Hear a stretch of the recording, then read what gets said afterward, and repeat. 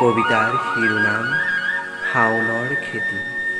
কথা আৰু আবৃত্তি শ্ৰী পৰিজিত বৰা।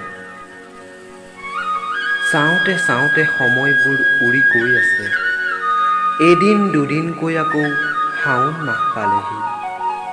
জেঠৰ ঠিক মাজভাগৰ পৰাই খেতিয়কৰ গাত তৰণি নাই। হাল বোৱা, কঠীয়া পৰা আৰু কত যে কি। কাহিলি পুৱাতে উঠি কান্ধত নাঙলটো আৰু আগে আগে বলদ দুটাক লৈ পথাৰলৈ যায়। কাৰো অলপো ৰ'বলৈ সময় নাই। সকলো ব্যস্ত হৈ পৰে খেতিৰ লগত। এতিয়া শাওন মাহ, ভূঁই ৰোৱাৰ বতৰ। উদং পথাৰবোৰ সেউজীয়া কৰি তোলাত আজি সকলো উঠি পৰি লাগিছে। পথাৰত জাকে জাকে ৰোৱনী।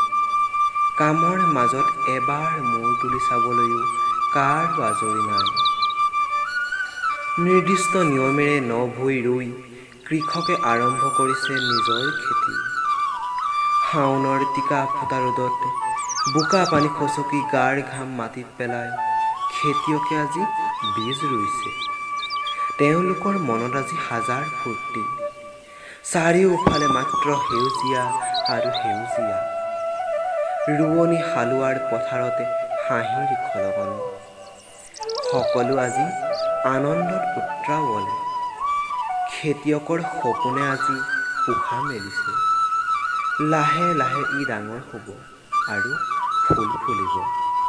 এদিনাখন ই ফল হ'ব আৰু খেতিয়কৰ ঘৰ উভৈ নদী হ'ব। এতিয়া অপেক্ষা মাথো সেই সোণালী সময়ৰ, অপেক্ষা মাথো সেই মধুৰ মুহূৰ্ত।